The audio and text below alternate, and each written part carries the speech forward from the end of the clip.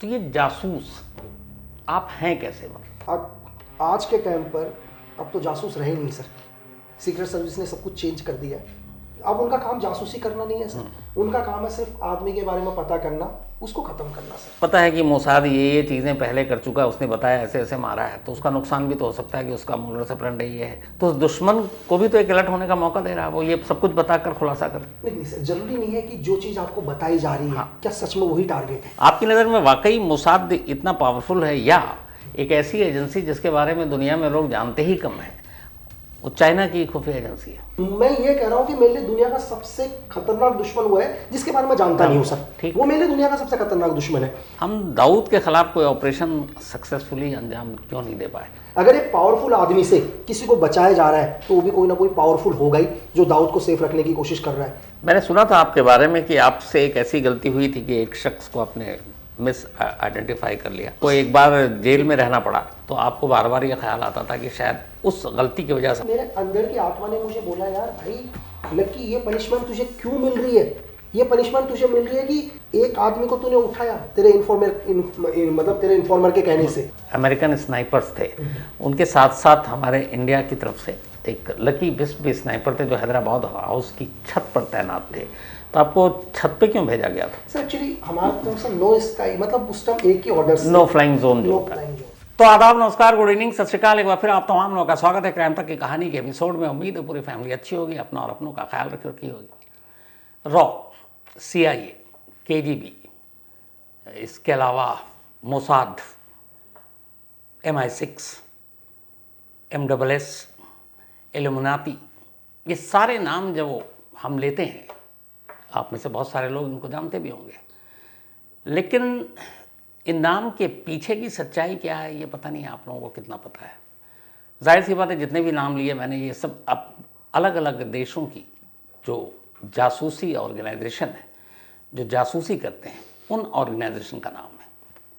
हर देश की अपनी एक जासूसी एजेंसी होती है, और ये वो लोग होते हैं जो अमूमन पर्दे के सामने कम आते हैं, पर्दे के पीछे से सब कुछ करते हैं। तो बचपन से हम लोग जो पढ़ते लिखते देखते हैं या फिल्मों में देखते हैं हॉलीवुड की, एक जासूस, एक किसी एजेंसी का एक सीक्रेट सर्विस एजेंट, तो हमें लगता है पता नहीं वो कौन लोग हैं। तो इसीलिए मैंने चाहा कि आज एक जिंदा जासूस से आपको मिलाता हूँ, और ये जिंदा जासूस इस वक्त हमारे साथ क्राइम तक के स्टूडियो में है। लकी बिस्ट नाम आपने सुना होगा, क्योंकि मुझे लगता है सोशल मीडिया पर इनका जितना नाम है शायद ही आप में से कोई बचा हो। Thank you so much lucky भाई, थैंक यू सर, हमारे पास आने के लिए, हम लोगों से बातचीत करने के लिए, अपना वक्त देने के लिए। मतलब मैं खुद ही, ये जो नाम आता है ना जासूस, बड़ा एक्साइटेड हो जाता हूँ। बचपन से जासूसी नॉवेल पढ़ के ही क्राइम रिपोर्टर बना हूँ। तो ये जासूस आप हैं कैसे? मतलब सर देखो कि अब आज के टाइम पर अब तो जासूस रहे नहीं सर। सीक्रेट सर्विस ने सब कुछ चेंज कर दिया है आज के टाइम। पहले सीक्रेट सर्विस ने चेंज किया, मतलब जासूस अलग हो गए और सीक्रेट सर्विस अलग हो गए? वो नहीं एक्चुअली देखिए सर, जासूस पहले, अगर आप हिस्ट्री के ऊपर जाओ, चलो हिस्ट्री के ऊपर क्या होता था कि अगर आप महाभारत पर चले जाओ, रामायण पर चले जाओ, कि उन्होंने अपना एक जासूस भेजा, उसका काम सिर्फ इन्फॉर्मेशन को कलेक्ट करना था सर। ठीक है, आज की दुनिया की सीक्रेट सर्विस अब चेंज कर चुकी है सर। अब उनका काम जासूसी करना नहीं है सर, उनका काम है सिर्फ आदमी के बारे में पता करना, उसको खत्म करना सर। आज एक सीक्रेट सर्विस एजेंट के दुनिया में 3 ही टारगेट है सर। मतलब अब इन्फॉर्मेशन की जगह किलिंग। मैं आपको एक जासूस, एक एजेंट की टारगेट आपको बताता हूँ।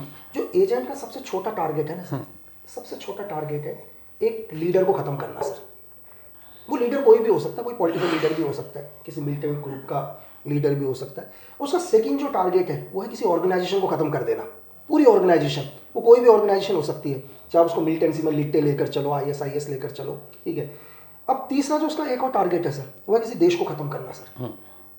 मतलब एक एजेंट का काम है उस देश को ही खत्म करना। अब लोग बहुत सारे क्वेश्चन करेंगे, यार देश कैसे खत्म होगा? ठीक है, ऐसा तो नहीं है कि यार 1945 की तरह एक और न्यूक्लियर गिरेगा, नहीं। मतलब देश खत्म होना कहने का मतलब है कि उस देश की इकोनॉमी सब कुछ क्रश कर देना सर, पूरा का पूरा। हजारों साल तक उस देश को क्या करना, एक कोल्ड वॉर में धकेल देना सर। ये सारे टारगेट है एजेंसी के। तो आप वो जासूसी वाला तो रहा ही नहीं ना सर, कि आप इन्फॉर्मेशन को लेकर आओ, ठीक है, इन्फॉर्मेशन को शेयर करो, ये सरकार वहाँ बात करेगी। उनका काम है आप सीधे डिसीजन करना। आपकी गवर्नमेंट को भी बाद में पता चलेगा कि आपकी एजेंसी ये कर चुकी है या किसी भी देश की सीक्रेट सर्विस ने काम कर दिया है। तो मैं लकी बिस्ट को फिर क्या मानूं? कौन सा वाला जासूस, इन्फॉर्मेशन कलेक्ट करने वाला, या फिर एक सीक्रेट सर्विस का जो एजेंट जो आप बात कर रहे हैं, आप जो काम हो गया वो वाला? सर देखो एक्चुअली क्या होता है कि जो भी दुनिया की सीक्रेट सर्विस है, मैं सिर्फ हमारी आरएनडब्ल्यू पर ही नहीं लाऊंगा। आप वर्ल्ड में एक ही तरह से काम करती हैं, चाहे वो हमारी आरएनडब्ल्यू हो, सीआई हो, एमडब्ल्यूएस हो, एक्सवाई एफएसबी हो, कोई भी हो, मतलब स्ट्रक्चर सबका सेम ही है। एक नॉर्मल क्या है, मैं आपको बहुत शॉर्ट शब्द में बता देता हूँ कि बहुत सारे, जैसे आपने दुनिया में बहुत सारी ऑर्गेनाइजेशन सुनी है, आप पुलिस भी देखते हो, एक constable, head constable, ASI, SI, then last DGP तक। तो आपने ये स्ट्रक्चर यहाँ कभी नहीं देखा। इसमें भी एक सिंपल स्ट्रक्चर सर, कि वो बंदा, अगर सपोज करो कोई सीआईए का बंदा है, वो सीआईए का ही एक एजेंट है, ठीक है। वो क्या करता है, एक नॉर्मल तरीके से किसी कंट्री के अंदर जाके अपना खुद का नेटवर्क स्टेब्लिश करता है सर। वो नेटवर्क उसका कितना स्ट्रांग है, एक एसेट, बहुत सारे लोगों ने बोला है एसेट एसेट एसेट क्या है, स्पैरो अलग होता है सर, एसेट अलग होता है, हैंडलर अलग होता है, इसमें भी डिफरेंट चीज़ है। एक एसेट, अगर कोई भी एक एसेट होगा किसी देश के अंदर, वो इंपॉर्टेंट आदमी, मैं स्पैरो को इतना इंपॉर्टेंट नहीं लूंगा सर। स्पैरो, अगर मैंने किसी को कोड दे दिया स्पैरो का, वो मुझे नॉर्मल इन्फॉर्मेशन दे रहा है, कोई अगर मैंने मीडिया के किसी आदमी को क्या कर दिया, अपना एक स्पैरो बना दिया, उसका कोड है स्पैरो, वो मुझे इन्फॉर्मेशन देगा। वो इन्फॉर्मेशन सही भी हो सकती है और गलत भी हो सकती है। 100% मैं उस इन्फॉर्मेशन पर ट्रस्ट नहीं करूंगा। यहीं पर एक एसेट आता है। एसेट क्या होगा, अगर मैं किसी को एसेट बनाता हूँ किसी भी देश के अंदर, वो एक इंपॉर्टेंट पोजीशन पर होगा सर, या तो आर्मी की बहुत अच्छी पोजीशन पर होगा, या पॉलिटिकल विंग के अंदर वो बहुत अच्छी पोजीशन पर होगा, या मीडिया के अंदर उसका बहुत बड़ा होल्ड होगा सर। उसकी जो भी इंफॉर्मेशन होगी वो 99.9% हद तक सही होगी। ये तो क्या है, ये इंफॉर्मेशन को कलेक्ट करना, ये सिर्फ एक इंफॉर्मेशन को पहुंचाना। अब ये फंडा पूरा चेंज हो चुका है, हम सीधे आ जाते हैं घोस्ट के ऊपर। घोस्ट तो लोगों ने सुना ही नहीं होगा सर। घोस्ट के अंदर भी क्या है, दुनिया की अलग अलग एजेंसीज अलग अलग कोड देती है सर। शैडो दे दिया किसी को, ब्लैक आइज दे दिया, नो फेस हो गए। ये दुनिया के अंदर वो लोग हैं सर, अगर सपोज करो कि सीआई का ही कोई नो फेस है, या सीआई का ही कोई शैडो है, या सीआई का ही कोई ब्लैक आइज है, वहाँ के प्रेसिडेंट को भी नहीं पता होगा सर मेरे देश के अंदर ये ब्लैक आइज था कभी, या शैडो था। मतलब वो कैसे करके पूरी दुनिया में अपना काम करके आ जाते हैं और फिर इन्हीं लोगों के साथ मिलजुल के रहते हैं। आपको पता ही नहीं होगा कि एक देश का जो नो फेस है वो हजारों किलिंग करके आ रखा है सर, और समाज में आराम से आपके यहाँ रह रहा है। यहाँ तक कि उसकी खुद की ऑर्गेनाइजेशन में भी बहुत कम, मतलब गिनती के जिनको आप अंगुलियों में गिन सकते हैं, उन्हीं लोगों को उसकी इंफॉर्मेशन पता होगी। अगर उन लोगों ने एक बार एजेंसी छोड़ दी तो दुनिया में उसके बारे में कभी किसी को पता ही नहीं होगा। तो ये तो हो गया कि पता नहीं होगा, लेकिन आज तो उल्टा है। जैसे बड़े बड़े ऑर्गेनाइजेशन को छोड़ दूँ तो पता हो जाता है कि लोगों को, अच्छा ये कौन, ये कहाँ। अब तो खुद सरकार भी बता देती है कि हमारा ये ऑपरेशन हमने ऐसा किया। नहीं सर, देखो ऑपरेशंस बताते हैं। अगर आप मोसाद का देख लो तो मोसाद हमेशा अपने ऑपरेशन बता देता है, ठीक है। क्यों बताता है वो मोसाद? नहीं, ताकि सर दुनिया, देखो आपको मैं क्या चीज़ है, दो तरह का काम होता है सर। एक क्या होता है कि दुनिया के अंदर कोई भी लड़ाई कब जीती जा सकती है सर, पता है? लड़ाई को आप दुनिया में दो ही तरीके से जीत सकते हो। आप अपने एनिमी को तब खत्म कर सकते हो जब आप अपने एनिमी को जानते हो। दुनिया में आप अपने एनिमी को बिना जाने मतलब बिना जाने आप अपने एनिमी को नुकसान नहीं पहुंचा सकते सर। अगर मुझे अपने एनिमी के बारे में पता है तभी मैं अपने एनिमी को खत्म कर सकता हूं, क्योंकि मुझे पता है मेरे एनिमी के पास सपोज करो कि 100 सोल्जर्स हैं, एग्जांपल के लिए। मुझे पता है कि मुझे अपने एनिमी तक पहुंचने के लिए उन 100 सोल्जर को खत्म करना पड़ेगा, क्योंकि मैं अपने एनिमी को जानता हूं सर। मुझे उसकी कमजोरी भी पता है, मुझे उसकी ताकत भी पता है। तो एक तो क्या, अपने एनिमी को बिना जाने नहीं मार सकते। दूसरी चीज क्या होता है सर, मॉरल पर असर डालना। क्या होता है कि हम बताते हैं हम कितने पावरफुल हैं, ताकि आप सामने वाले का मॉरल डाउन कर सको। यहीं पे दो चीज़ें लगी, मैं टोक के पूछ रहा हूँ। आप जैसे कह रहे हैं ना कि एनिमी को पता होना चाहिए। जब एनिमी आपको पता होगा कि ये दुश्मन है तभी आप मार सकते हो, ठीक है। सेम उस एनिमी के लिए भी तो है, दुश्मन के लिए भी, कि ये पता है कि मोसाद ये चीज़ें पहले कर चुका है, उसने बताया ऐसे ऐसे मारा है, तो उसका नुकसान भी तो हो सकता है कि उसका मोडस ऑपरेंडी ये है, ये इस तरीके से ऑपरेशन करता है, इस तरीके से ऑपरेशन को अंजाम देता है। तो उस दुश्मन को भी तो एक अलर्ट होने का मौका दे रहा है वो, ये सब कुछ बताकर खुलासा कर। नहीं सर, जरूरी नहीं है कि जो चीज़ आपको बताई जा रही है क्या सच में वही टारगेट है। फॉर एग्जाम्पल के लिए क्या होता है, मैं आपको समझाने की कोशिश करता हूँ। एक थ्रेट डालती है, कंटिन्यू थ्रेट आता है कि सपोज करो कि पाकिस्तान में एक एग्जांपल लगा लो, एक लीडर है, कंटिन्यू थ्रेट आता है इस लीडर को मारने वाला। कहीं से इंफॉर्मेशन आई है, पहली बार ये इंफॉर्मेशन आईएसआई को मिली है कि मेरे इस लीडर को भी खतरा है, किसी से भी खतरा, किसी भी एजेंसी से। ये इंफॉर्मेशन मैं आपको पहले समझाने की कोशिश करता हूँ। वो उसके लिए क्या करता है, पूरी दुनिया, पूरी पाक का ध्यान, आईएसआई का ध्यान, पाकिस्तान आर्मी का ध्यान उसकी सिक्योरिटी के ऊपर आ जाता है, कंटिन्यू उसको मजबूत बनाया जाता है। लेकिन तभी क्या होता है, दूसरा टारगेट गिरा जाता है सर, टारगेट कोई और गिराए, दूसरा गिरा देते हैं। मतलब कहने का मतलब है कि जो दुनिया के अंदर एक चीज और है सीक्रेट सर्विसेज के अंदर, कि दुनिया में सबसे मुश्किल चीज है इंफॉर्मेशन को लाना, उससे भी ज्यादा मुश्किल चीज है गलत इंफॉर्मेशन आप तक पहुंचाना, उससे ज्यादा टफ है सर। कि आप सोच रहे हो कि मैं इंफॉर्मेशन लेकर आया हूं, क्या और ये वो भी किसी हो ने सकता फेक है कर दिया कि जानबूझकर, किसी ने वो इंफॉर्मेशन दी है, वो ज्यादा डेंजर है। दूसरी चीज़ इसी में मान लीजिए, जिस तरह से मोसाद, और मोसाद के बारे में मैं लोगों की राय देखता हूँ, उनको मानते हैं कि वर्ल्ड की बेस्ट सीक्रेट एजेंसी है, ठीक है। आप चूंकि ऑलरेडी रॉ में रहे एक लंबे वक्त तक, और आपने भी इस दुनिया में, जासूसी की दुनिया में तमाम चीज़ें देखी हैं, आपकी नज़र में वाकई मोसाद इतना पावरफुल है, या एक ऐसी एजेंसी जिसके बारे में दुनिया में लोग जानते ही कम है, वो चाइना की खुफिया एजेंसी है? सर बिल्कुल, अगर आप मेरे से पूछो, मेरे लिए दुनिया, मैंने अभी थोड़ी देर पहले उसी क्वेश्चन के ऊपर दोबारा कि मैं ये कह रहा हूं कि मेरे लिए दुनिया का सबसे खतरनाक दुश्मन वो है जिसके बारे में जानता नहीं हूं सर, वो मेरे लिए दुनिया का सबसे खतरनाक दुश्मन है। एक चीज मुझे बताओ कि सर चाइना तो पावरफुल है ना? हाँ। अगर चाइना पावरफुल है तो इसका मतलब कि MSS ने भी दुनिया में ऑपरेशंस करे होंगे। तो आज तक उन्होंने कभी अपने ऑपरेशंस नहीं बताए कि वो किस तरह से अपने ऑपरेशन करते हैं। यहाँ अपने मोसाद बोलती है कि मैंने 2000 किलोमीटर दूर से एक एनिमी को किल कर दिया। CIA भी बताती है ना, रॉ भी बता देती है, RNW भी बताती है। तो चाइना क्यों नहीं बताती सर मैं आपको चाइना का बताऊं सर, आप चाइना जाओ, आप जैसी चाइना जाओ, आप गाड़ी चला रहे होंगे ना सर, MSS को ये पता चल जाता है कि भाई इस आदमी के रेटिना मैच नहीं कर रहे हमारे यहाँ से। इतनी पॉपुलेशन होने के बाद भी उनके रोड के ऊपर MSS को एक मैसेज जाता है कि फलाने नंबर की गाड़ी में जो आदमी चला रहा है वो गाड़ी इसके नाम पर भी नहीं है और गाड़ी कोई और ड्राइव कर रहा है। अब पहली बार वहां की सीक्रेट सर्विस, अब उन एडवांस देखो, उनको तो ये पता चल जाता है कि हमारे देश के अंदर एक आदमी है जो चाइना को बिलोंग नहीं करता। उनका सर्वेलेंस देखो ना सर आप, मतलब रोड पर चलते हुए आदमी को लोग पकड़ लेते हैं। अगर चाइना के अंदर एक चीज और है कि अगर आपने कार्ली का भी नाम सुना हो, एक बहुत बड़ा, अगर आपने आर्म्स में नाम सुना हो उस आदमी का, बिल्कुल। आज तक लोग कहते हैं, बहुत सारी एजेंसीज कहती हैं कि चाइना के अंदर है, चाइना से ऑपरेट करता है। लोगों को दाऊद के बारे में पता है, लोगों को उस आदमी के बारे में नहीं पता जो न्यूक्लियर डील कर रहा है। लोग दाऊद दाऊद दाऊद बोलते हैं, लेकिन कार्ली के बारे में लोगों को पता ही नहीं है। FBI के पास भी अगर हल्की फुल्की कोई फोटो आई है तो FBI ने वो शेयर करी है CIA को। आपने दाऊद का नाम ले लिया अचानक। हमारी जो खुफिया एजेंसी है, बहुत सारे और अलग अलग ऑपरेशन हुए, अलग अलग पुलिस के जरिए हुई। आज तक 93 के बाद से लेके कितने साल हो गए, 25-7, लगभग 32-33 साल तो हो गए, हम दाऊद के खिलाफ कोई ऑपरेशन सक्सेसफुली अंजाम क्यों नहीं दे पाए? उसको पकड़ नहीं पाया, क्यों नहीं पाया, या फिर टारगेट पे क्यों नहीं ले पाया आज तक? सर देखो, ये मेरी थ्योरी है जो मुझे लगा, ऐसा नहीं है कि कहीं से किसी ने मुझे बोला। मुझे क्या लगता है सर, कि देखो दाऊद एक पावरफुल है या कुछ भी हो, XYZ एक गैंगस्टर है, 93 के बाद एक टेररिस्ट है। अगर हमारी एजेंसी पावरफुल है सर, मतलब एग्जांपल के लिए RNW बहुत पावरफुल है दुनिया के अंदर। अगर सपोज करो कि 1993 के बाद भी दाऊद को एलिमिनेट नहीं कर पाए या नुकसान नहीं कर पाए, तो कोई ना कोई तो है जो दाऊद को भी बचा रहा है।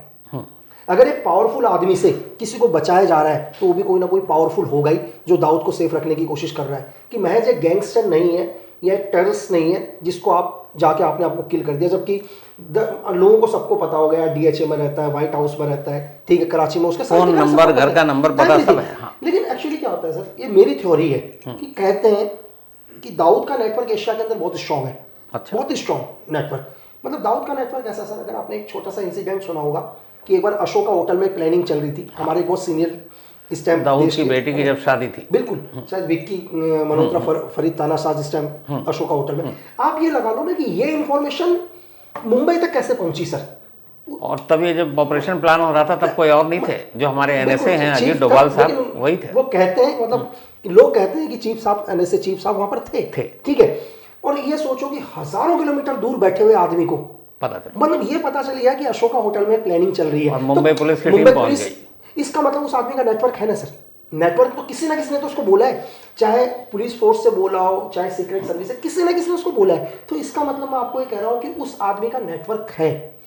एक्चुअली क्या होता है, सीक्रेट सर्विस अपना नेटवर्क बनाने में हजारों करोड़ का फंडिंग लगाती है सर, बहुत पैसा लगाती है, अनअकाउंटेड मनी होता है, मतलब जिसका कोई रिकॉर्ड्स नहीं है कहीं भी। मैं ये बोलता हूँ कि CIA को एक ऐसा आदमी मिला है जो उसको एशिया की पूरी इंफॉर्मेशन देता है, अगेंस्ट अमेरिका के अगेंस्ट क्या प्लानिंग चल रही है, क्या चीजें हो रही हैं। तो CIA उसको बोलता है कि तुझे मैं सेफ रखूंगा, तू टेंशन मतलब, तू सेफ है, तुझे कोई टच नहीं करेगा, लेकिन इस एशिया के अंदर अगर कुछ भी चीजें हो रही है वो तू हर इंफॉर्मेशन हम तक पहुंचाएगा।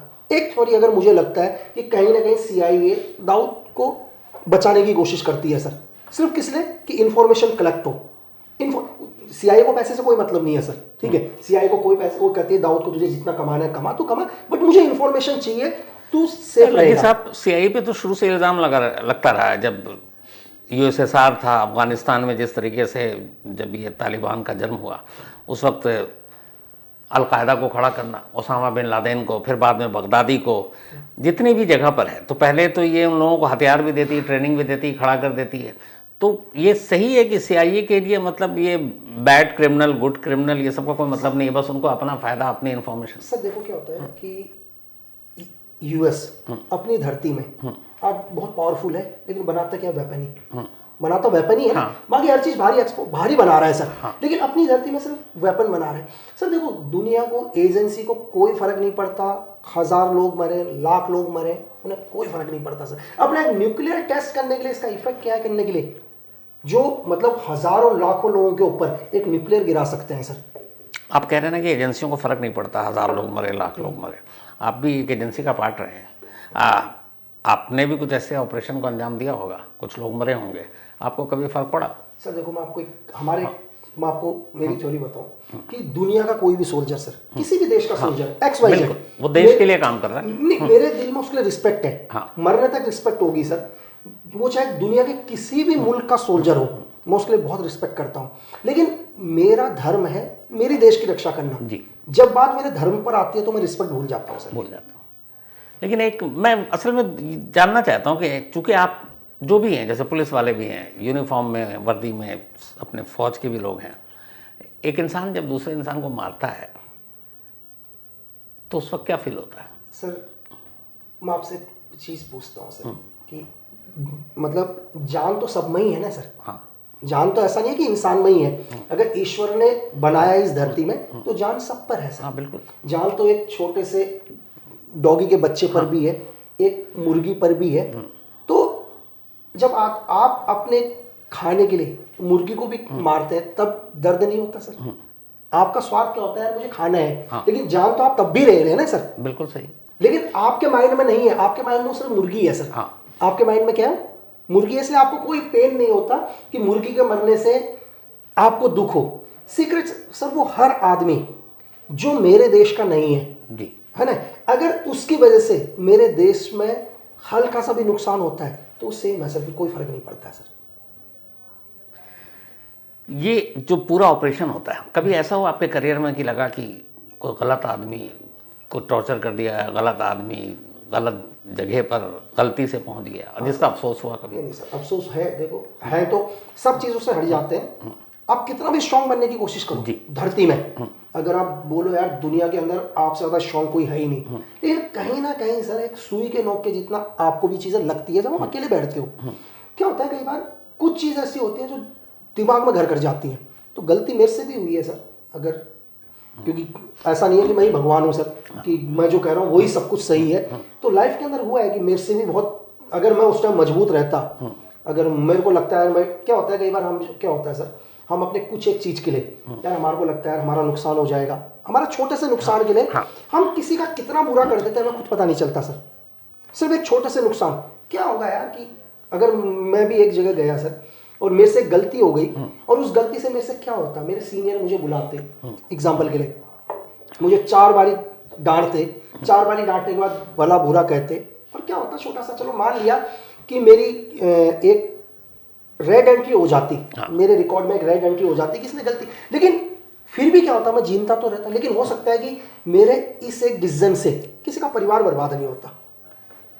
मैंने सुना था आपके बारे में कि आपसे एक ऐसी गलती हुई थी कि एक शख्स को आपने मिस आइडेंटिफाई कर लिया, वही और वो मतलब कसूरवार नहीं था, और फिर उसके साथ जो कुछ हुआ, और उसके बाद जब आपके साथ हुआ, जब आपको एक बार जेल में रहना पड़ा, तो आपको बार बार ये ख्याल आता था कि शायद उस गलती की वजह से नहीं सर, मैं एक्चुअली क्या हुआ, मैं जेल में था, तो मुझे लगा कि भाई मेरे ग्रैंडफादर ने पूरे देश के लिए अपना सर्वोच्च बलिदान दिया, मेरे फादर ने आर्मी को पूरा जीवन दिया।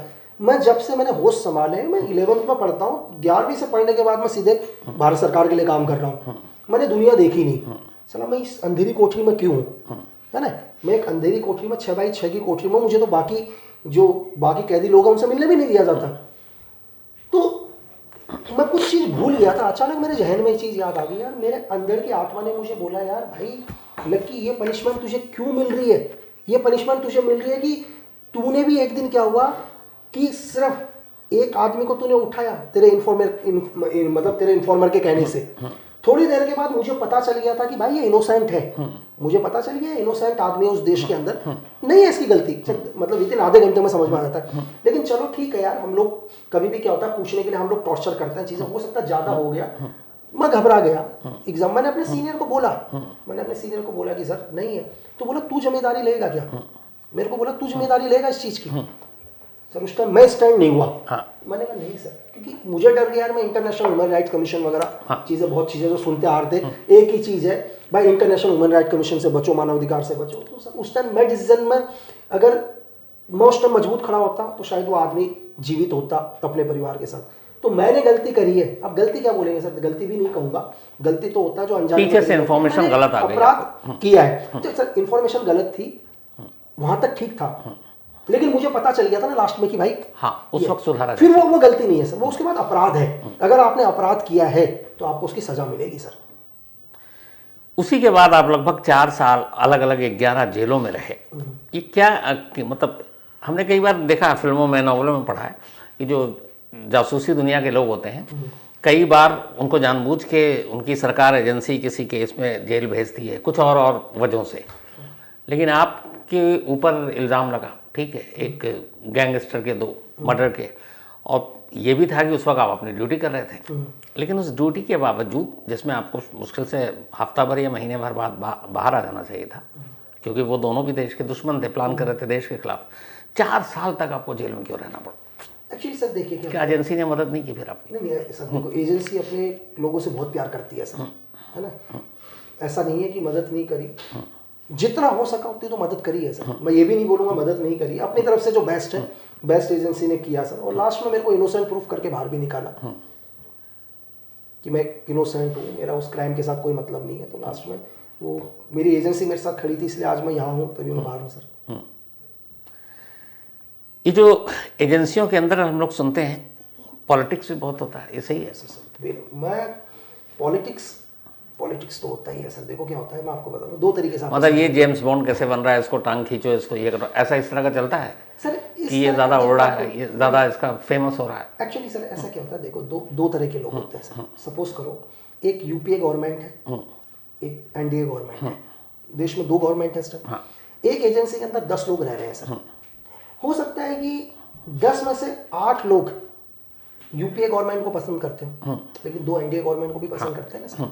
मैं ये नहीं कहता कि 10 के 10 लोग एनडीए गवर्नमेंट को पसंद करेंगे, 10 के 10 लोग यूपीए गवर्नमेंट को पसंद करेंगे। अब एजेंसी क्या करती है सर, एजेंसी को लगता है, फॉर एग्जांपल के लिए दुनिया की किसी भी एजेंसी को लगता है कि एक आदमी है, एक बहुत बड़ा बिजनेस टाइकॉन है, या एक बहुत बड़ा पॉलिटिशियन है, दुनिया की नजरों में भगवान है सर, दुनिया की नजरों में क्या है, भगवान है।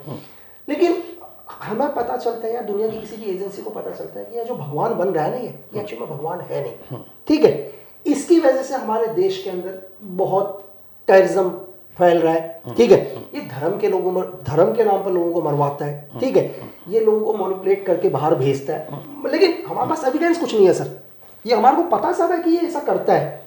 अब होता क्या है, अगर हम उसको अरेस्ट करते हैं, या दुनिया की कोई भी एजेंसी उस लीडर को अरेस्ट करती है, उस बिजनेस टाइकॉन को, कोई भी XYZ, तो रातों रात हजारों लोग मारे जाएंगे सर, दंगे हो जाएंगे शहर में। इसको निकालो, एक तो हमारे पास एविडेंस नहीं, हम उसको थोड़ी देर के लिए लेके भी आ रहे हैं, इतनी देर में यहाँ शहरों में आग लग जाएगी, प्रॉपर्टी को नुकसान होगा, राइट्स हो जाएंगे, लोग मर जाएंगे। अब यार एजेंसी कहती क्या करें यार, कंट्री को भी तो बचाना है, देश को भी बचाना है, तो इसका ना रहना इस देश के लिए हित में है, तो एजेंसी डिसाइड करती है इसको गिराओ। ऐसा इसीलिए कई बार होता है जब हमारे खुद अपने एजेंट कहीं विदेश में पकड़े जाते हैं। हालांकि ये भी मैंने सुना ट्रेनिंग का पार्ट होता है कि अगर वो पकड़े गए और खुलासा हो गया कि ये इस एजेंसी से जुड़ा हुआ है, तो फिर हम उसको डिसऑन कर देते हैं, हम उसको पहचानने से इनकार कर देते हैं। सर वो तो लॉ है सर। देखो अब देखो मैं आपको चीज़ें बताऊंगा, वो तो है ही डेफिनेटली सर। अगर आप सुनाओ तो आज भी हमारे बहुत सारे, अगर चाहे पाक जेल के अंदर, वो तो जिनका मैं पता है बता रहा हूँ सर, जिनका आपको मीडिया में पता है। अगर जिनका मीडिया में नहीं पता, वो तो कितने लोग होंगे आप सोच भी नहीं सकते। तो क्या होता है कि जैसे जो अभी उस बात को मैंने बोला कि दुनिया की कोई भी एजेंसी डिसाइड करती है कि इसको गिरा दो, उसको गिराते हैं। अब मैंने आपको क्या बोला कि 8 लोगों को लगता है कि ये गिरना चाहिए, लेकिन 2 को लगता नहीं गिरना चाहिए। हाँ। उन 2 में से देखो, अब वो 2 दिक्कत करेंगे जिसने उसको गिराया है सर। जैसे एक चीज़ और थी, वो ये कि जैसे अपनी खुफिया एजेंसी और या दुनिया की भी, उसमें एक चीज़ ये कहा जाता है कि जब किसी को भर्ती किया जाता है मान लीजिए, तो उसको अलग अलग डेस्क दिया जाता है इंटरनेशनल, क्योंकि रॉ का काम तो देश के अंदर तो है नहीं। हाँ, RNW की बात कर रहा हूँ। तो जैसे आप CIA ले लो, ISI ले लो, KGB ले लो, मोसाद ले लो, कुछ भी ले लो, तो वो सबको उनको इंटरनेशनल डेस्क दिया जाता है कि तुम एशिया देखोगे, तुम साउथ ईस्ट एशिया देखोगे, तुम पाकिस्तान, तुम ये, तुम वो, फलाना। अब वो मान लीजिए उनको भेज दिया, सपोज लकी बिस्ट ने ज्वाइन किया और लकी बिस्ट को कहा कि ठीक है अब तुम पाकिस्तान देखो। अब आप पाकिस्तान पहुंच गए, लेकिन लकी बिस्ट इससे पहले तो कभी पाकिस्तान गए नहीं है, तो आप वो सिर्फ पढ़ाई लिखाई करके सारी चीज़ें आपने उसके बारे में इंफॉर्मेशन नहीं ली, लेकिन पाकिस्तान में फिर कौन आपकी मदद करेगा? वो चेन कैसे? वही, हाँ, RNW के ऊपर नहीं लाऊंगा। हाँ, आप वर्ल्ड की मदद, आप मुझे ISI का बताओ। मैं ISI का बताता हूँ एग्जाम्पल। देखो होता क्या है, ISI क्या करती है कि इंडिया के अंदर अपना एक आदमी भेजती है, जानना सर, अपना एक आदमी भेजती है XYZ कोई भी, और वो आदमी को एक अच्छा सा अपना बिजनेस खुलवा के वो यहाँ बिजनेस खोलता है, फंडिंग की मदद करती है। वो इंडिया में शादी करता है वो आदमी, उसके बच्चे होते हैं सर, क्या होता है, उसके बच्चे भी हो गए नॉर्मली तरीके से, एक आदमी बना दिया यहाँ पर, ठीक है। ऐसे ही क्या है, पाकिस्तान में यहाँ बहुत सारे आदमी स्टेब्लिश कर रखे हैं जो परमानेंट यहीं रह रहे हैं, जो यहीं रह रहे हैं नॉर्मली तरीके से अपना बिजनेस कर रहे हैं, स्लीपर सेल, जिनका मतलब जिनका कोई काम नहीं। स्लीपर सेल्स क्या हो गया, स्लीपर सेल डिफरेंट हो गए सर। स्लीपर सेल हमेशा नुकसान करने के लिए होते हैं सर, वो ट्रेंड होंगे। स्लीपर सेल को पाकिस्तानी ISI ट्रेनिंग देगी आर्मी, और जब भी तोड़ फोड़ का नुकसान होगा, किसी को किलिंग करना होगा, ब्लास्ट करना होगा, तो स्लीपर सेल को एक्टिवेट किया जाएगा। और ये नॉर्मल लोग हैं जिनके बारे में ये लेकिन है काम ISI के लिए कर रहे हैं। एक बढ़िया बिजनेसमैन है, बहुत बढ़िया बिजनेसमैन चीज है जिसका, लेकिन अब क्या है, अब होता क्या है, ISI के 2 लोग आते हैं टारगेट को गिराने के लिए, ठीक है। सबसे पहले क्या है, पाकिस्तान आर्मी उसे कैसे इन्फिल्ट्रेट करेगी। जैसे मैंने थोड़ी देर पहले बोला कि क्या आपको इंफॉर्मेशन मिली है या आप लेके आए हो, एक फॉल्स इंफॉर्मेशन मिल गई हमारी एजेंसी को कि पाकिस्तान क्या है सर, इस टाइम पठानकोट के थ्रू या पाक बॉर्डर अपने JN के बॉर्डर के थ्रू एंटर होगा। हमारा पूरा फोकस सारा एक्टिव हो गया, हम लोग कहाँ पर, JNK में। उसने नेपाल से एंटर करवा दिया सर, ध्यान ही नहीं था कहीं भी, क्लियर है। चलो चलो चीजें नहीं हुई, एजेंसी ने बहुत बढ़िया काम किया, और मतलब डिफेंस ने भी बहुत अच्छा काम किया कि कोई इन्फिल्ट्रेट नहीं हो पाया, या अपने 2 लोग मरवा भी दिए उन्होंने। 2 लोग, अगर मिशन बढ़ाया तो मरवा भी देंगे वो लोग, क्योंकि इन्फॉर्मेशन भी भेजी और अपने 4 लोग भेजे उन्होंने, और 4 लोगों को शूट आउट भी करवा दिया और बोल दिया यार BSF ने मार दिया। एक्चुअल में उनके हिटमैन आ रहे हैं कहाँ से, नेपाल के थ्रू। वो जैसे इंडिया में एंटर होते हैं सर, इंडिया में एंटर होने के लिए आप उस आदमी को एक्टिवेट किया जो बिजनेस टाइकॉन है, ठीक है सर। जो बिजनेस टाइकॉन है उसको बोला है भाई कि एवरीथिंग, पैसे से लेकर होटल से लेकर हर मदद, फंडिंग तो करेगा, लेकिन डायरेक्ट नहीं मिलेगा, वो डायरेक्ट पाकिस्तान के हिटमैन से नहीं मिलेगा। इसके लिए भी बीच के कट ऑफ होते हैं, ठीक है। जो पहले से पाकिस्तान के यहाँ एक्टिवेट है वो भी यहाँ रह रहे हैं, उनका काम क्या है कि वो उस बंदे से जितनी भी फंडिंग होगी वो लाकर इनके हिटमैन को देंगे, ठीक है। दोनों आपस में कभी नहीं मिलेंगे, क्योंकि ये हिटमैन चाहे वापस जाए ना जाए, पकड़ा जाए, वो उनके 15 साल के आदमी को ना पकड़ा जाए सर, क्योंकि 15 साल से वो आदमी स्टेब्लिश है, बहुत काम का, उसने कितनी जगह फंडिंग दी है कुछ नहीं पता। तो जो बीच का कट ऑफ है इन तक पहुंचा दिया उसने।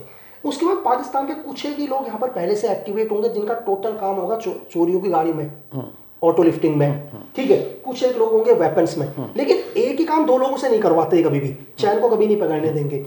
कुछ एक आदमी जो उनके पहले से एक्टिवेट हो, क्या करेंगे, चोरी की गाड़ी इन लोगों को पहुंचा देंगे। कुछ एक लोग वेपन देंगे, कुछ एक लोग इनकी रैकी कर रहे होंगे, ऑलरेडी रैकी, जो टारगेट की रैकी होगी वो रैकी कर रहे होंगे कंटिन्यू, ठीक है। और उस आदमी को भी टारगेट नहीं बताया जाएगा, इतना मतलब इस तरीके से काम करने का तरीका होता है। बोलते हैं नोएडा के 16 सेक्टर में कंटिन्यू रैकी करो, 16 सेक्टर में इनका टारगेट कौन है कुछ नहीं पता, वो उसको रैकी करने वालों को भी नहीं पता होगा, बस वो कंटिन्यू 16 सेक्टर को वॉच कर रहे होंगे सर। 16 सेक्टर में पुलिस की गश्त इतने बजे लगती है, आर्मी की मूवमेंट इतने बजे होती है, पेट्रोलिंग इतने बजे होती है, टोटल चीजें। तो हर आदमी का काम एक डिवाइड है, ठीक है। डिवाइड होने के लिहाज से लास्ट के अंदर क्या होगा, जो इनका मेन आदमी होगा, जो मेन आदमी जो डायरेक्ट ISI के साथ जुड़ा होगा, खुद एक ISI का एजेंट होगा, वो टारगेट को बताएगा किनको, अपने हिटमैन को। तो हर आदमी का काम डिवाइड एक, और किसी को कुछ पता किसी, मतलब मैं आपको ये बता रहा हूँ, कई बार तो क्या होता है, एक ऑपरेशन सुनाता हूँ मैं आपको किसी का, क्या होता है, किसी किसी का एक ऑपरेशन है, किसका है ये नहीं मालूम, जो भी है, तो एक जगह पहुंचे, एक होटल में पहुंचे किसी देश में, होटल में पहुंचने के बाद बोला ठीक है एक काम करो, एक आदमी तुमसे कल मिलेगा, ठीक है। वो आदमी उससे मिलने आता है, पता चलता है पहले हिटमैन को सेकंड हिटमैन मिले, अब 2 हिटमैन है, ठीक है। अब 2 हिटमैन को उनको बोला जाता है कि एक काम करो, एग्जाम्पल के लिए तुम GR ग्रीक रेफरेंस के ऊपर काम चलता है, जो लोग मिलिट्री मैप के ऊपर काम करते हैं, तुम 4 फिगर GR में कहीं भी रह लो। 4 फिगर GR का मतलब होता है 1 किलोमीटर के दायरे में, मतलब जैसे मैं जिस जगह पर खड़ा हूं, आप यहाँ से चारों साइड में 1 किलोमीटर एज ए रेडियस, हमने अगर 2 किलोमीटर कह दें, 1 किलोमीटर दूरी में मैं कहीं भी रह लूंगा, ठीक है। हमने 1 किलोमीटर दूरी पर हम लोग रह लिए, एक होटल के अंदर रह लिए। उसके बाद बोलेंगे एक काम करो, नजदीक में, तो इंडिया टुडे ऑफिस पहुंचे, अभी भी टारगेट नहीं पता, इंडिया टुडे ऑफिस पहले के बाद बोला एंटर करो, एंटर करने के बाद एग्जाम्पल के लिए 10 कमरे हैं, ठीक है। अब लास्ट तक विद इन ये लगा लो कि आप इस मतलब 5 मिनट पहले तक भी आपको टारगेट नहीं बताएंगे सर, क्योंकि हो सकता है कि इस सीक्रेट सर्विस भी एक्टिवेट और उसको इंडिया टुडे ऑफिस के बाहर ही पकड़ ले। अगर ये पकड़े भी गए तब भी ये नहीं पता होगा कि टारगेट है कौन। लास्ट टाइम में आपको बताया जाएगा फलाने रूम के अंदर फलाना टारगेट, मतलब इतना हाई, अगर यहां भी पकड़े गए, क्योंकि इन्हें वो टारगेट दोबारा गिराना है, पकड़ा जाए तो दूसरे के बारे में भी नहीं पता ही नहीं होगा सर। और इनका काम करने का तरीका भी कैसे होगा, आप इनके ऊपर सर्वेलेंस कर लो, कुछ भी कर लो, 1 बाय 1 आप इनके मोबाइल भी निकाल लो, उस मोबाइल से आप तीसरे आदमी तक कभी नहीं पहुंचोगे। मतलब मैं सिर्फ आपको कॉल करूंगा, आप सिर्फ मुझे कॉल करोगे जीवन में, ना मैं तीसरे आदमी का भी कॉल भी रिसीव नहीं करूंगा। अगर आपने मुझे पकड़ भी लिया, एग्जाम्पल के लिए मुझे पकड़ लिया, आपको पकड़ लिया, सर हम दोनों का ही एक्सेस है, आप तीसरे के एक्सेस तक जाओगे ही नहीं ना सर। जैसा आपने अभी बताया कि एक पूरे देश के अंदर सेटअप किसी को फिक्स किया जाता है, वो नॉर्मल इंसान बन के रहता है। एक मैंने आपकी कहानी सुनी थी कि ऐसे ही किसी मिशन या ऑपरेशन में आपको दोस्ती करनी पड़ी थी, फिर जो भी था उसकी एक गर्लफ्रेंड थी, फिर उस गर्लफ्रेंड से आपकी दोस्ती हो गई, तो ये जासूसी का इश्क वाला पहलू क्या था? नहीं सर, वो कहानी क्या थी मैं आपको वैसे शॉर्ट में बताता हूँ। अब देखो एजेंसी कैसे काम करती है सर। टारगेट कहाँ था? टारगेट था लास्ट म्यांमार बॉर्डर पर, ठीक है। लेकिन म्यांमार बॉर्डर तक कैसे पहुंचेंगे? पहले तो हुआ क्या, राजस्थान में जगह है जोधपुर, वहां पर एक मारवाड़ी जो लोग होते हैं उनकी दुकान है, मतलब बनिया कैंटीन में उनकी दुकान है, जो आर्मी के अंदर एक बनिया कैंटीन भी होती है सिविल की, उनकी दुकान है। उसका लड़का जोधपुर में है, उसके साथ पहले क्रिकेट खेलना स्टार्ट किया, नॉर्मली क्रिकेट खेलना स्टार्ट किया, खेलते थे। अब खेलने के बाद धीरे धीरे दोस्ती हुई, दोस्ती के बाद बोला यार काम की जरूरत है, बोला ठीक है यार काम क्या, मेरे दुकान में कर लो करके काम, जाना तो वही था। अब उसने बोला यार, मैंने कहा भाई हलवाई वलवाई का तो नहीं था, बोला नहीं कोई बात नहीं भाई बेच तो देगा चीज़ है। अब वहां से क्या, अब एजेंसी का आप ये देखो कि इतना सीक्रेट कि आर्मी को भी नहीं पता कि जो मतलब हमारे जो बनिया कैंटीन में काम कर रहा है वो भी क्या है, हमारी फोर्स का एक हिस्सा है। देखो सीक्रेट सर्विस क्या है, सीक्रेट सर्विस भी देश का एक हिस्सा है। यहाँ भी आर्मी से भी डेपुटेशन जा रहे हैं, IPS भी डेपुटेशन, ज़्यादातर डेपुटेशन पे आते हैं, डेपुटेशन पर ही जा रहे हैं सबके सब। तो इतना सीक्रेट मिशन की खुद आर्मी को नहीं पता कि जो यहाँ बनिया कैंटीन में जो लड़का काम कर रहा है वो भी एक सीक्रेट सर्विस का हिस्सा है या हमारा एक बनता है। अब ये पता है कि जो एक लड़की है, वहाँ क्या होता है संडे को आर्मी कई बार क्या करती है, सिविलियंस बहुत आते हैं अंदर और वहाँ के लोगों को ये जलेबी वलेबी बहुत पसंद, और उस पहले से एजेंसी ने डाटा निकाल रखा है कि उस लड़की को क्या है जलेबी बहुत पसंद थी सर, ठीक है। और एवरी संडे को आती थी और आई, वो एक आध बारी उसको वॉच किया, वॉच करने के बाद जलेबी वलेबी दी, कभी एक पीस ज़्यादा दे दिया, थोड़ी दोस्ती हुई। और उनको मतलब ड्रिंक बहुत करते हैं नॉर्थ ईस्ट में, अगर नशा बहुत करते हैं, तो भी धीरे दोस्ती, उसने कहा कैसे बियर का भी जुगाड़ कर दो, हमने कहा ठीक है बियर का भी जुगाड़ करेंगे, तो दोस्ती हो गई। अब उसी बहाने हम लोग बाहर भी जाते थे, मैं तो सिविलियन हूँ सर, ठीक है, आर्मी को ठीक है, मैं तो सिविलियन हूँ, सामान भी लेना है, तो धीरे धीरे उससे दोस्ती हुई। अब उससे दोस्ती, उसकी एक छोटी सी दुकान थी, जैसे आर्चिस गैलरी दुकान होती है, तो एक नॉर्मल आर्चिस गैलरी तो नहीं कहूँगा, नॉर्मल छोटी सी जिसमें ग्रीटिंग कार्ड, खिलौने वगैरह, गिफ्ट शॉप बिल्कुल। तो उससे अच्छी दोस्ती हुई। दोस्ती होने के बाद धीरे धीरे क्या हुआ, तो मैं उसको ब्रेन वॉश करना यहाँ से स्टार्ट किया यार कि बोला, मैंने कहा यार, बोला यहाँ पर साहब लोग बात कर रहे थे कि यार फौज एक ऑपरेशन लॉन्च करने वाली है बड़ा, तो बोली ऑपरेशन, मैंने कहा अभी सुनने में आया साहब लोग बात करते हैं वहाँ पर, अब एक भी नहीं बचेगा यहाँ पर, तो थोड़ा सीरियस बोला। हमने कहा कि सारा, और दूसरा है कि ये दूसरा देश नहीं है यहाँ पर, तो बोली म्यांमार कहाँ, मैंने कहा इसकी भी आर्मी मिलकर एक साथ ऑपरेशन करेंगे और ये लोग सब मारने वाले हैं एक दूसरे को। अब वो थोड़ा सा चेहरा मैं रीड कर रहा हूँ, मैं जैसे ऐसी बातें बोल रहा हूँ उसके फेस पर नजर आ रहा है, उसका ध्यान कहीं और जा रहा है। जब मैं तो चीज़ें करते करते, तो फिर मैंने उसको बोला कि यार एक है वो तो आजकल अंदर ही रहता है, वो भी कोई ग्रुप का था। तो बोली अंदर, हाँ। मैंने कहा उसकी बीवी भी अंदर रह रही है, बच्चा भी अंदर रह रहा है, खाना वाना भी वहीं से खाता है, फौज के मैस से ही खाना खाता है। तो पहले तो इन्हीं के साथ काम करता था, ठीक है। तो उसको मैं धीरे धीरे समझाने की कोशिश कर रहा हूँ, और उसने उसका प्रेशर क्या कर दिया, अपने बॉयफ्रेंड के ऊपर डालना स्टार्ट कर दिया। जो उसका बॉयफ्रेंड एरिया कमांडर हुआ करता था, पावरफुल लड़का पूरा, ये हमारे को पहले से पता है पूरा। अब दिक्कत क्या, अब फिर धीरे धीरे वो अपने घर भी ले जाने लग गई मुझे, और लेकिन घर जाते समय भी डर बहुत, साला कहीं से अगर इन्फॉर्मेशन आउट हो। एरिया कमांडर, अरे सर, मेरे दोस्त की बॉडी में 18 नट बोल्ट डाले थे। तो मेरे दोस्त था जिसकी बॉडी में ड्रिल मशीन से छेद करके 18 नट बोल्ट को कसा था, तो जहन से चीजें नहीं निकलती थी। तो एक चीज, जाओ घर पर जाने में भी मतलब डर के मारे चीजें ये वो। तो क्या हुआ, ये प्रोसीजर चला हुई थी, लगभग 45 दिन के आसपास का प्रोसीजर चला चीजें। तो मुझे एक दिन वो बोली कि यार, कि अगर कोई बोली, अगर जैसे मेरे भी कोई जानने वाले हैं, अगर वो कर दे, सरेंडर कर दे, तो फौज मारेगी। मैंने कहा फौज मारेगी नहीं है, तो सब लोग बोल रहे हैं सारा पढ़ाई लिखाई सब करवाते हैं चीज़ें, उसको ब्रेन वॉश कर दिया चीज़ें। तो मुझे लगा कि कहीं ना कहीं वो चीज़ है, और ये उसने अपने बॉयफ्रेंड के ऊपर पूरा प्रेशर दे दिया इस चीज़ का, और उसका बॉयफ्रेंड रेडी सरेंडर करने के लिए। लेकिन दिक्कत क्या हुई कि वो मुझे बोलती कि भाई साहब लोगों से मिलाने, चीज़ें करने। इससे पहले क्या हुआ, ये था 24 की, शायद 24 दिसंबर की बात है, क्योंकि 25 को उनका क्रिसमस होता है। उसका बॉयफ्रेंड आया सेम दुकान पर, और ये इंफॉर्मेशन कहीं ना कहीं से लीक हो गई। कहाँ से लीक हुई नहीं पता, जबकि एरिया कमांडर इज पावरफुल, और लड़का बिल्कुल नया लड़का, यंग लड़का, मतलब 22-23 साल का लड़का है, यंग, पूरा म्यांमार में ट्रेनिंग लेके आया हुआ। और उसी के टीम के लोग आए और सीधे ही क्या किया, पहली गोली तो मारी उसकी गर्लफ्रेंड को, सीधे शूट आउट, और दूसरी गोली मारी यहाँ 9mm पिस्टल यहाँ रखा, और यहाँ से गोली पार हो गई। तो वो ऑन द स्पॉट वहीं खत्म हुआ। जो लड़का था जॉन नाम था उसका, और वो उसको मरा हुआ सोच के चले गए, और वो दोबारा खड़ा, और उसी के ग्रुप के लोगों ने मारा उसको, कि उनके ग्रुप के लोगों को पता चल गया था कि हमारा ये सरेंडर करने वाला है। वो नहीं चाहते थे, वो नहीं कभी सरेंडर नहीं चाहेंगे। अब ये सोचो कि ये इन्फॉर्मेशन किसी को नहीं पता, मैंने किसी से शेयर नहीं करी, मैंने तो किसी से भी शेयर नहीं करी। अब शायद जो मेरे सुपीरियर थे उन्होंने भी किसी से भी शेयर, लेकिन फिर भी ये बात वहाँ तक पता चल गया कि जॉन सरेंडर करने वाला है।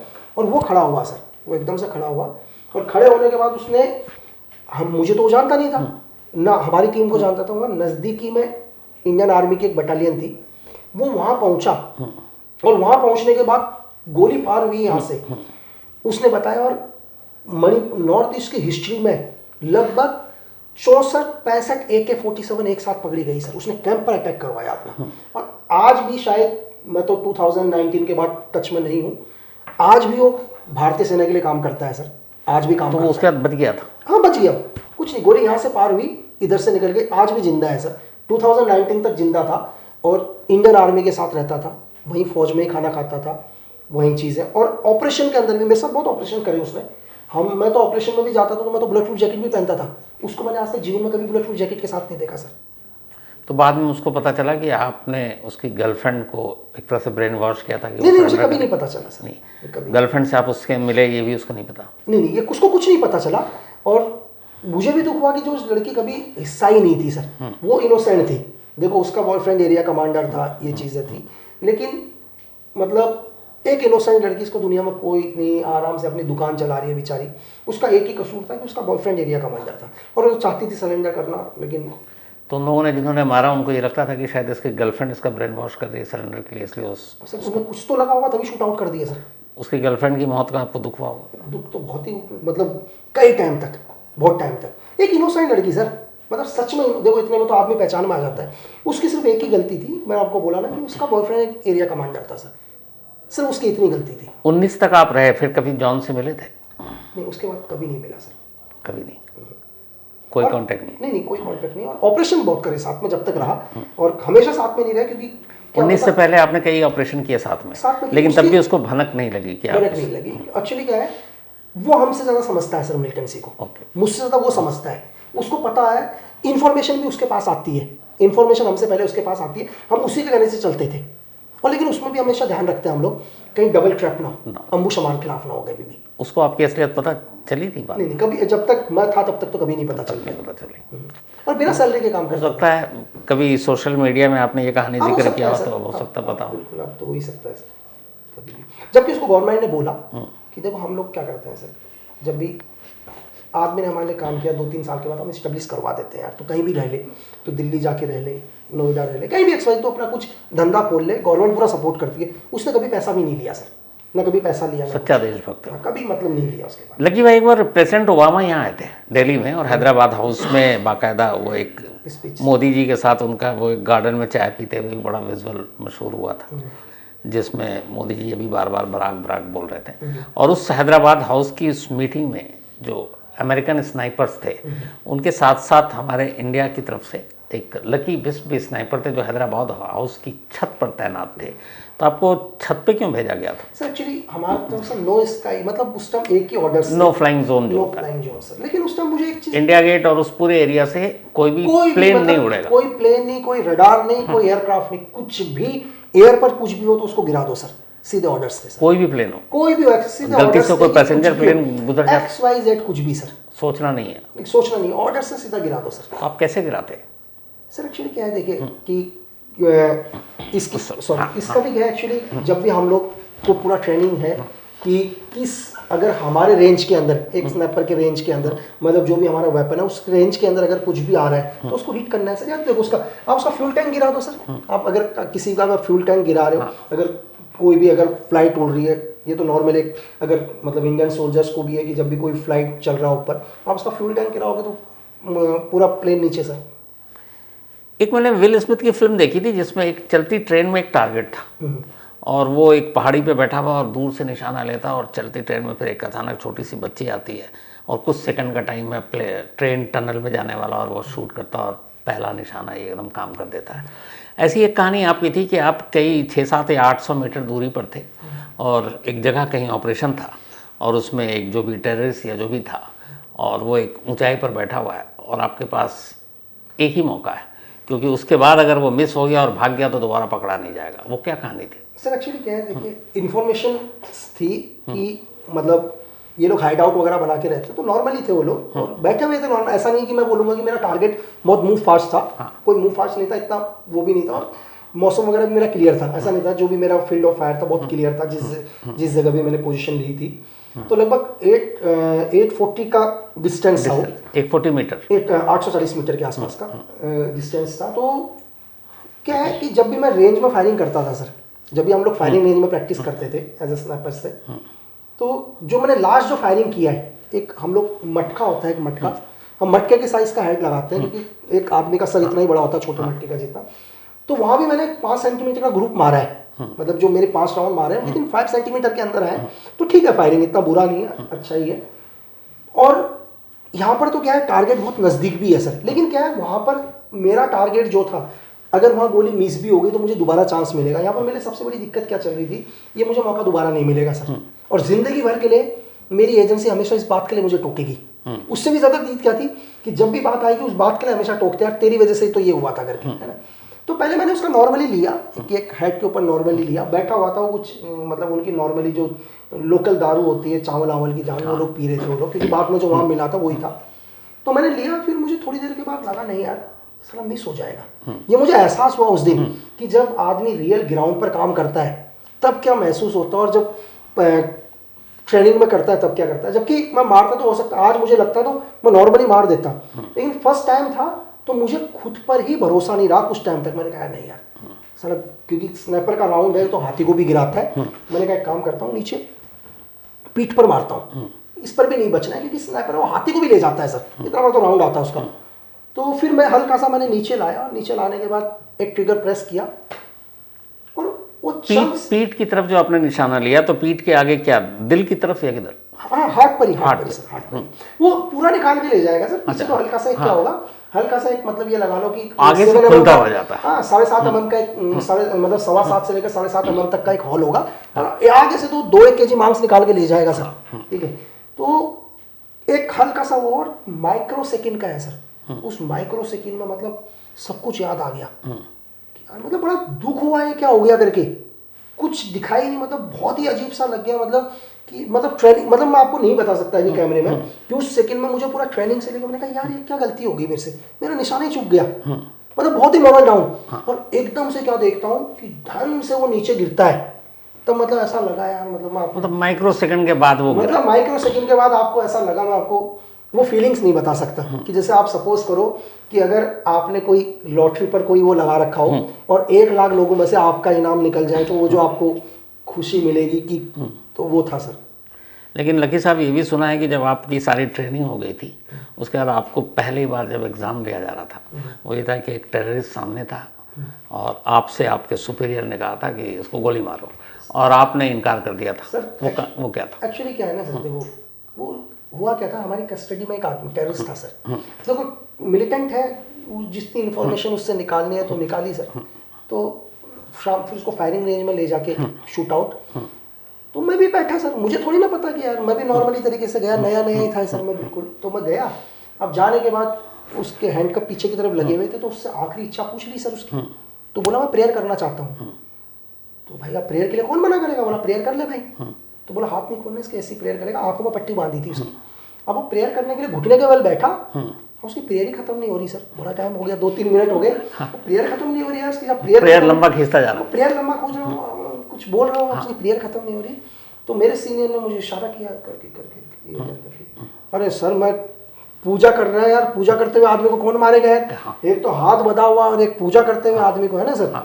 तो मैं तो कर दिया, अब इतनी देर में तो गुस्सा हो गए, तो मैं कर दिया करके। तो इतनी देर में दूसरे को इशारा किया, दूसरे ने ठक ठक ठक मारा सर। ठक ठक ठक मारने के बाद एक राउंड में तो उसने ऐसी आवाज़ की जैसे कोई आप किसी बकरे वकरे की गर्दन काटो कैसे निकलती है आवाज़ लगी। तो फिर भाई उसने तो मेरी कंप्लेन हो गई सर ऊपर करके, इसका तो बोला इसका तो कोर्ट मार्शल करो यार सर, है ना। अब कोर्ट मार्शल करो तो भाई मेरे को बुला लिया शाम को। अब मेरी पूरी प्रोग्रेस रिपोर्ट भी, जो हम लोगों का जो ट्रेनिंग का होता है पूरा का पूरा, वहाँ गया। तो पहले तो डांट, मतलब मेरे को लगा कि आज कुछ ना कुछ करेंगे, लेकिन मेरे को गुस्सा था सर। मैंने कहा चलो ठीक है यार, प्रेयर कर रहा है यार आदमी, प्रेयर करते हुए आदमी को कौन मारेगा यार। तो सीनियर ने जो बैठे थे सामने, उन्होंने बोला यार इसकी तो रिकॉर्ड्स अच्छे हैं यार। बोला, मैंने कहा सर प्रेयर कर रहा था। बोला यार ऐसी चीज़ नहीं होती, ऑर्डर्स तो आपको फॉलो करने पड़ेंगे, बोला चीज़ है ना।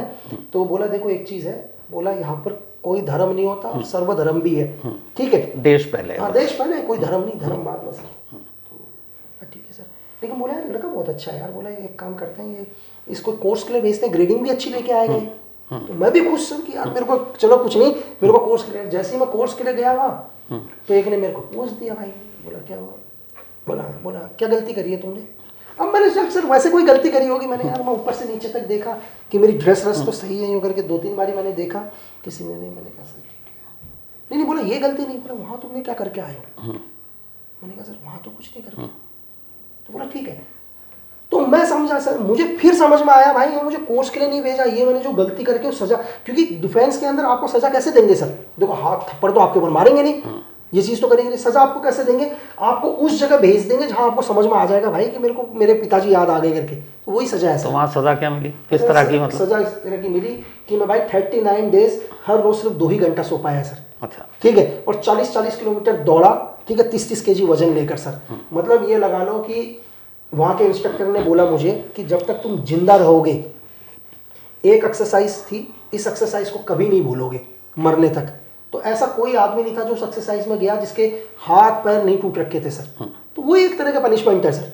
तो 39 दिन के बाद फिर आपको लगा कि सर मैं फिर मुझे समझ में आ गया था उसके बाद, तो मतलब कि सारे ऑर्डर फॉलो किया, मतलब सुनना ही नहीं है सर। मतलब एक चीज़ है कि जो सीनियर ने बोल दिया वो गॉड ने बोल दिया। मैं बाद में एक ही चीज़ समझ में आ गया था उस पर, तो डायलॉग एक ही था सर। सीनियर का एक डायलॉग हमेशा याद है कि दिमाग का इस्तेमाल मत करो, दिमाग लगाने वाले दिल्ली में बैठे, सिर्फ ऑर्डर फॉलो करो। तो इसके बाद फिर पहला मौका तो आपने गंवा दिया था। पहली बार फिर लाइफ में आपको दूसरा मौका कब मिला कि किसी टेररिस्ट या किसी को कहा गया चलो लकी बेस्ट, मतलब आप ऑर्डर दिमाग दिल्ली में रखते? फिर तो सर मैं ऑर्डर्स, डूज एंड डॉन्स हमारे को दिल्ली की तरफ से मिले हुए थे सर। हर ऑपरेशन में जाते समय दोनों लेटर पकड़ा देते थे, इतना था वो कि कहीं भी जाओ तो डूज, बाद में एक ही काम था, उन ऑर्डर को पकड़ना और फाड़ के डस्टबिन में डाल देना, क्योंकि उनके हिसाब से चलेगा तो फिर नहीं होगा सर। अगर उनको मैं फॉलो करने लग गया भाई, तो अब मैं दुनिया में कोई ऑपरेशन ही नहीं कर सकता सर। कुछ गिनती याद है आपको? नहीं गिनती तो खाओ नहीं। एक चीज़ बताइए लगे भाई, आप सिर्फ 2019 में, मतलब एकदम आपने प्राइम पे था, तब आपने क्यों फोर्स या एजेंसी सारी चीज़ें छोड़ने का फैसला किया? सर एक्चुअली क्या हुआ, मुझे लगा, मतलब लाइफ में सब देखा सर। लाइफ में मैं आपको बताऊं, मैंने बड़े पॉलिटिशियन भी देखे हैं सर। अगर आप दुनिया के सबसे बड़े मिलिटेंट बोलो वो भी देखे हैं सर। छोटा सा चोर भी देखा हुआ है सर। तो हर लाइफ देखी सर, और मुझे लगा कि यार नहीं यार मुझे कुछ और करना चाहिए सर, मैं और कुछ करना चाहता हूँ। तो मैंने अपने सीनियर को बोला कि सर अब मैं कुछ और करना चाहता हूँ। बोले क्या करेंगे यार? मैंने कहा सर मैं दिखना चाहता हूँ, है ना। तो क्या हुआ सर, मैंने मिसिंग, अगर आपने देखा हो कि हम लोग मिसिंग 54, मिसिंग 51 आपने सुना होगा, तो जिनके बारे में मुझे लगा, उनको मैंने एक बार पढ़ा सर, मेरे एक सीनियर ने मेरे को दिया यार, बोला यार इनसे सीखो कुछ।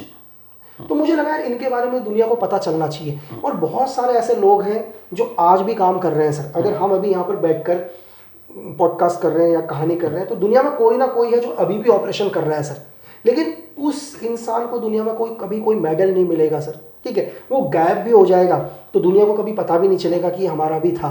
तो मुझे लगा कि यार लोगों को, ऐसे लोगों के बारे में पता चलना चाहिए।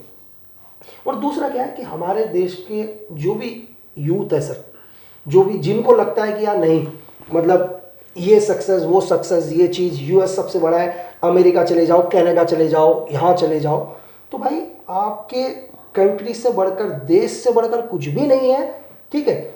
मतलब जो सुकून आपको इस देश के काम करने के लिए मिलेगा, जो मतलब यहाँ काम करने पर जो आपको मिलेगा, वो दुनिया में आपको कहीं नहीं मिलेगा सर। आपने अभी बताया कि आपके सीनियर ने दिया था बेसिंग 51, 52 वाली सारी चीज़ें।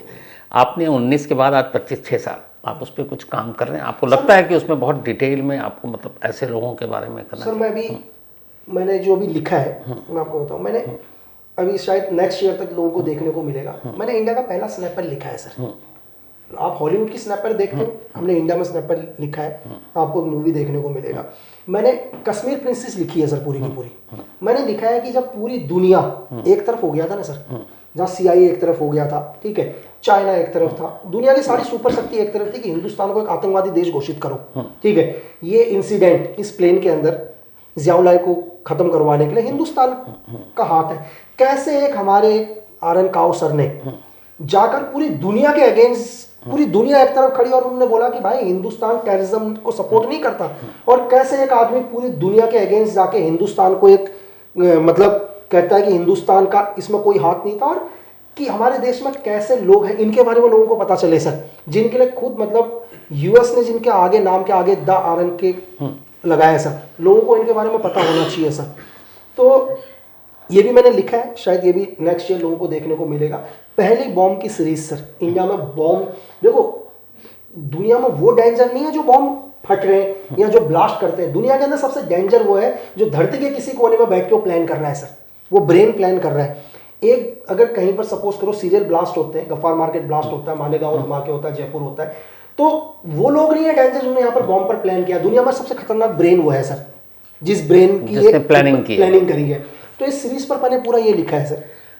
आपके हिसाब से लकी जी, आज के जो यूथ है, नौजवान है, ये सब फिल्मों नॉवल के ही जरिए जासूसी दुनिया तक जानते हैं। आपको लगता है कि इन लोगों को भी इस जासूसी की दुनिया में आनी चाहिए, इस पेशे में काम करना चाहिए? सर मैं कहता हूँ कि हाँ तो क्यों, हिंदुस्तान का जो भी यूथ है सर, उसको हर लड़के को एक बारी सर भारतीय सेना, Indian armed force, army, navy, air force join करनी चाहिए सर, एक बारी। तो अगर आज आप बोलते हो यार कि इजराइल पावरफुल है, अरे इजराइल क्यों है वो देखो तो सही यार, वहाँ मैंडेटरी है ना। आप ज्वाइन करो भाई, आपको जीवन में कुछ नहीं मिले, अगर आपको लाइफ में कुछ भी नहीं होता, आप कम से कम डिसिप्लिन सीखोगे यार जीवन के अंदर। लेकिन लकी भाई यहाँ पे एक प्रॉब्लम है ना, जैसे इजराइल में तो मैंडेटरी है कि आप जैसी एक उम्र में पहुँचते हैं, आपके लिए एक खास वक्त तक वहाँ के आर्मी को ज्वाइन करना है। हमारे देश में तो यही नहीं, हमारे तो बहुत सारे लोग करना चाहते हैं, लेकिन ये कैसे करेंगे क्योंकि हमारे मैंडेटरी तो है ही नहीं, ना कोई सिस्टम है, ना कोई कानून है। नहीं बिल्कुल सर। एक्चुअली क्या है सर, देखो कि अगर हर आदमी करना चाह रहा है, अब ऐसा नहीं है कि यार हर आदमी, अगर आप में है, आप में अगर है आपकी यार मुझे करना है, आपका फिजिकल अच्छा है, मेडिकल आप बिल्कुल फिट हो, लेकिन आपका फिजिकल नहीं भी आप मेहनत करोगे तो हो जाएगा सर। दुनिया के अंदर ऐसी कोई चीज नहीं है जो इम्पॉसिबल है धरती के अंदर। इम्पॉसिबल चीज तो दुनिया में कुछ भी नहीं है सर। एक बार आप ठान कर तो देखो सर कि आपको करना है, ठीक है। जरूरी नहीं यार कि आप पैसे के लिए ही करना है। कुछ लोग तो बोलते हैं कि यार नहीं कि 4 साल के बाद हमें भी वापस चले जाएंगे, हम क्या करेंगे यार, ठीक है। चलो अगर आप 4 साल कुछ भी नहीं करते तो क्या कर रहे हो सर? सपोज करो 4 साल तक आपको जॉब नहीं भी मिल रही है, आप जॉब के लिए जा रहे हो, तब भी तो आपने कुछ नहीं किया ना सर। आप Indian army, air force, navy join करो। नेवी ज्वाइन करने के बाद और आप और मेहनत करो, आप स्पेशल फोर्स का हिस्सा बनो यार, आप और ईमानदारी से काम करो, आप कोर्सेज में बेस्ट ग्रेडिंग लेकर आओ, आप हिंदुस्तान की सीक्रेट सर्विसेज का हिस्सा बनो। मैं सिंपल आपको ऐसा बताता हूँ कि कहने का कि इस धरती में अगर आप आए हो सर, दुनिया के अंदर ऐसा कोई भी नहीं है जीवन में जो हमेशा जिंदा रहेगा, कोई नहीं है सर। आप और मैं यहाँ बैठे हैं सर, ये जगह ऐसी रहेगी, 50 साल के बाद आप और हम नहीं होंगे। बिल्कुल सही, ये ऐसी रहेगी सर, 50 साल के बाद हम होंगे ही नहीं सर। लेकिन ऐसा है कि इस दुनिया में कभी भी आप कोई अच्छा काम करते हो, ये दुनिया के अंदर सबके साथ होगा कि जो भी इंसान सच में अच्छा काम करता है ना यार, चाहे लोग उसके बारे में कुछ बोले या ना बोले, उसको संतुष्ट आत्मा से जरूर मिलती है सर। वो रहे ना रहे, उसकी बातें, उसकी कहानियां, उसके किस्से रहते हैं। आप रात के टाइम अगर आप अकेले भी बैठे होंगे तो आपको लगेगा यार मैंने एक अच्छा काम किया है। सोचो कि आपको एक छोटा सा अच्छा काम करने में कितना सुकून मिलता है सर। अगर आप इस देश के लिए यार कुछ करोगे, 140 करोड़ जनसंख्या के लिए कर रहे हो, आपको कितना सुकून मिलेगा। और सिर्फ इंडियन मतलब भारतीय सेना हो, इंडियन आर्मड फोर्स हो, कोई भी, ये एक ऐसी लाइफ है सर जहां पर आपको दोनों साइड जीत है, यहाँ हार नहीं है। बिल्कुल आपने सही कहा। बल्कि मैं तो ये भी कहता हूँ कि ज़रूरी नहीं है, अगर आपके अंदर देशभक्ति है, जज्बा है, कुछ करना चाहते हैं, आपको जब जो जहाँ जैसे मौका मिले आपको ज़रूर वो अच्छा काम करना चाहिए, इसलिए ताकि आप इस देश का फ़र्ज़ भी उतार सकें और एक इंसानियत की मिसाल भी कायम कर सकें। बहुत बहुत शुक्रिया लकी भाई। बस आपसे शिकायत यही था कि आपने बड़ा शॉर्ट अपना करियर रखा। हम लोग चाहते थे कि और लंबा जाए, लेकिन अब जिस फील्ड में आप उतरे हैं उसके लिए तमाम बेस्ट विशेस। और आपकी जो भी सीरीज़ या जितनी भी आप चीज़ें लिख रहे हैं, एक जासूस के कलम से जो लिखा जाता है उसको पढ़ने का मज़ा अलग है। तो मुझे इंतज़ार रहेगा आपके सारे नए वर्क्स का, नए प्रोजेक्ट्स का। All the best. Thank you so much. Thank you.